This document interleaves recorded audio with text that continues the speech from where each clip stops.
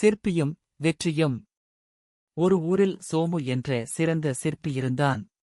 அவன் மிகவும் அழகாக சிலைகளை வடிப்பான். ஒருமுறை மன்னர் அவனிடம் வந்து, ஊரின் நடுவில் இருக்கும் பிரம்மாண்டமான ஆலயத்திற்கு ஒரு பெரிய கணபதி சிலையை செதுக்கித் தர வேண்டும்.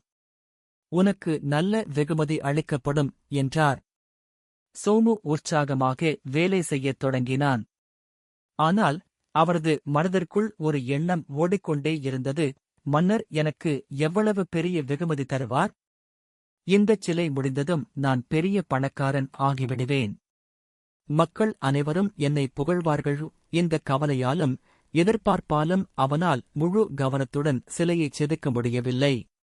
அவரது கைகள் நடுங்கின. சிறு சிறு தவறுகள் நடந்தன. அவன் நினைத்தபடியே சிலை வரவில்லை. அப்போது அந்த வழியே சென்று ஒரு முதியவர் அதைக் கண்டு, தம்பி, நீ என்ன நினைத்துக் கொண்டே இந்தச் சிலையை செதுக்குகிறாய் என்று கேட்டார். சோமு தன் மனதிலிருந்த பேராசையைச் சொன்னான். முதியவர் சிரித்துக் கொண்டே சொன்னார், வெகுமதியை நினைத்து சிலையை செதுக்காதே, சிலையைச் செதுக்குவதையே ஒரு வழிபாடாக நினை.